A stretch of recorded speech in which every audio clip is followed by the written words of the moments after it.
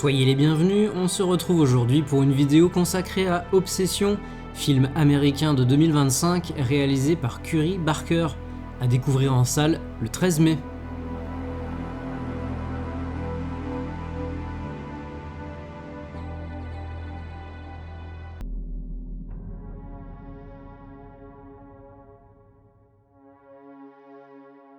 De Kyle Edward Ball avec Skinamarink, à Markiplier avec le tout récent Iron Lung, en passant par les frères Philippou avec La Main et Substitution, et avant le très attendu Backrooms de Ken Parsons, une toute nouvelle génération d'auteurs et de réalisateurs issus du monde d'internet semble avoir émergé ces dernières années pour apporter un peu de sang neuf au cinéma horrifique. Sketch, clip, court-métrage ou bien vidéo de let's play, l'idée est de parvenir à se faire connaître d'un large public afin de pouvoir éventuellement financer d'autres projets, voire, dans le meilleur des cas, attirer l'attention d'un studio.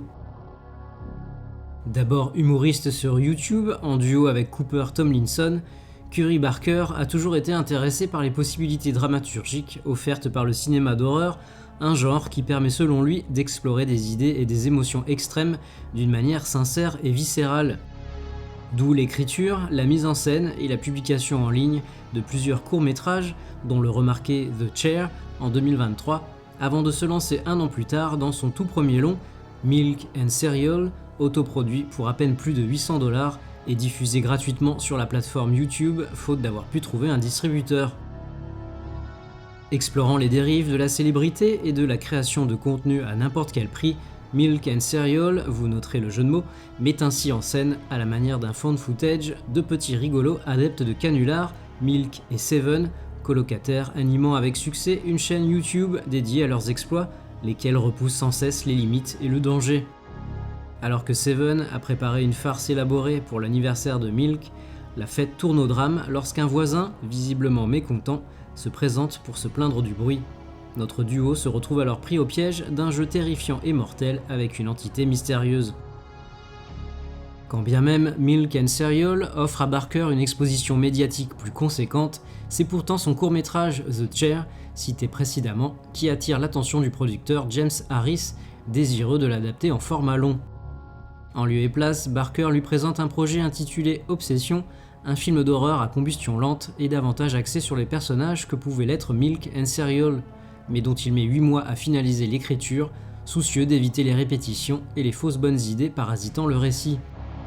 Une histoire inspirée par un épisode des Simpsons, dans lequel Bart sème le chaos après que ses vœux aient été exaucés, lui-même inspiré de la nouvelle La patte de singe, publiée en 1902 par l'anglais W.W. Jacobs, et dont Stephen King s'est également inspiré pour son roman Cimetière. Outre son intérêt pour les objets susceptibles d'exaucer les vœux, Barker souhaite se servir du genre pour évoquer un thème qui, à des degrés divers, touche un grand nombre de personnes, à savoir le fait d'être totalement obnubilé, habité par quelque chose ou par quelqu'un, le cinéma horrifique lui paraissant le genre idéal pour montrer jusqu'à quelles extrémités peut conduire la fixation d'un individu sur un autre, et à s'interroger sur le sens du mot amour et déterminer à quel moment ce qu'on considère habituellement comme de l'amour cesse de l'être. Coproduit par le studio Blumhouse, Obsession est-il un pétard mouillé ou bien la révélation d'un nouveau talent du genre? C'est ce que nous allons voir dans un instant.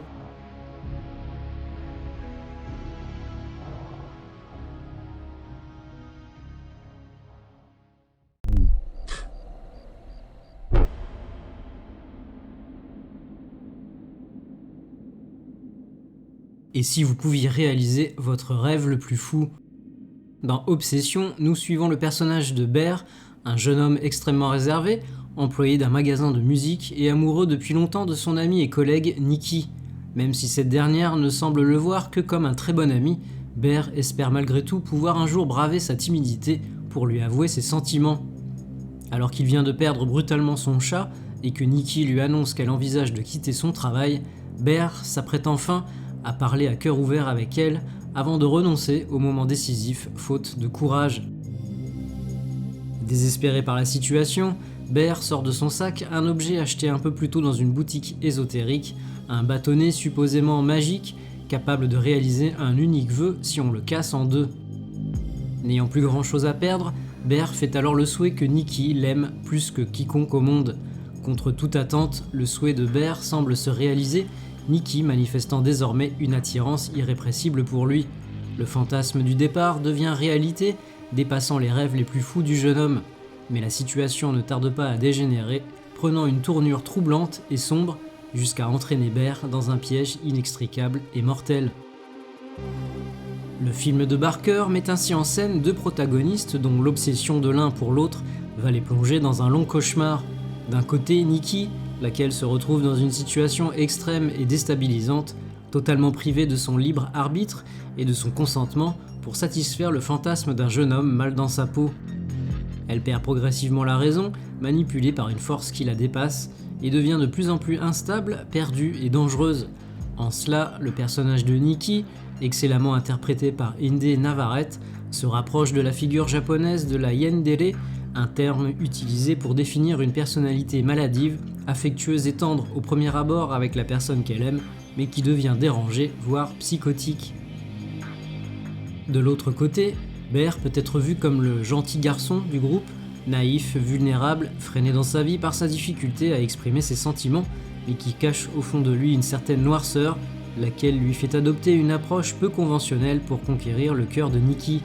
Même si Bear ne croit pas réellement en la magie, sa décision n'en demeure pas moins problématique, d'autant que plus la situation va se dégrader, plus ses choix vont apparaître de plus en plus discutables. Il fait preuve d'un aveuglement volontaire, ne souhaitant pas vraiment le bonheur de Nikki, mais simplement qu'elle lui soit dévouée. Perdant de son innocence et ayant de moins en moins de scrupules, il devient complice de l'existence tourmentée de celle qu'il aime, quand bien même il tentera d'annuler le vœu.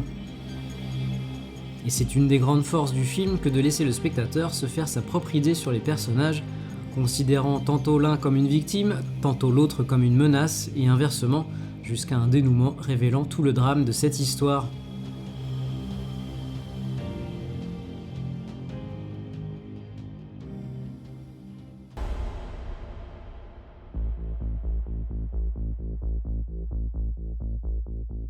Au-delà de la complexité des personnages et de la qualité de l'interprétation, il faut bien évidemment saluer la maîtrise dont fait preuve Barker dans sa mise en scène. Quand bien même le film se veut plus ambitieux qu'à l'accoutumée, l'expérience du réalisateur en matière de tournage resserré et de budget limité lui a permis d'aborder les prises de vue en ayant une vision très claire du projet et des plans voulus, dont de nombreux plans séquences, aidés par la numérisation 3D faite en amont, par le travail du directeur de la photographie et par le fait que Barker s'occupe aussi de l'écriture et du montage. Barker excelle dans l'art de déjouer les attentes, de créer le malaise, non sans une grosse pointe d'humour noir, et parvient à de multiples reprises à nous faire frissonner d'angoisse avec des éléments simples mais judicieusement agencés pour perturber le public en retirant aux personnages leur part d'humanité l'espace d'un instant. Une silhouette dans un coin, un visage plongé dans le noir dont on ne distingue qu'une lueur diabolique dans les yeux, un mouvement saccadé, un cri, un rire, une réaction inattendue, etc., etc. Tout ce que j'aime en somme et qui nous change un peu des sempiternels jumpscares éculés. Impossible d'ailleurs de ne pas repenser à certains moments à l'excellent Kairo de Kiyoshi Kurosawa. Mais Obsession, c'est aussi faire dans le crade, le réalisateur se permettant un clin d'œil à son court-métrage The Chair, et dans le gore, mention spéciale à une scène de meurtre dont l'intensité a dû être revue à la baisse afin d'obtenir une classification plus favorable et une sortie sur grand écran plus large. Une scène que j'ai quand même trouvée exagérément longue, mais somme toute efficace quant à ce qu'elle nous montre de la détermination et de la folie du personnage de Nikki. Bref, rien à dire de plus si ce n'est vous encourager à découvrir un film ayant de bonnes chances de se retrouver dans les tops de fin d'année, rien que ça. Obsession marque ainsi les premiers vrais débuts au cinéma d'un réalisateur que nous aurons la chance de retrouver bientôt avec deux projets. Tout d'abord Anything But Ghosts, comédie d'horreur coproduite par Blumhouse en cours de post-production et dans lequel nous suivrons un groupe d'enquêteurs paranormaux bidons se retrouvant confrontés à de vrais fantômes. C'est ensuite au remake de Massacre à la tronçonneuse que Barker s'attaquera pour le compte du studio A24 avec pour volonté d'honorer l'héritage de Tobe Hooper tout en y apportant une touche de modernité, désireux d'explorer notamment les liens et les dynamiques de la famille Sawyer. Affaire à suivre.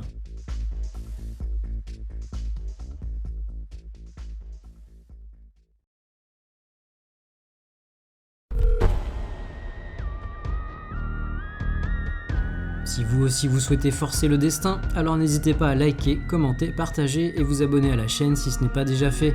On se retrouve prochainement pour une nouvelle vidéo. Salut!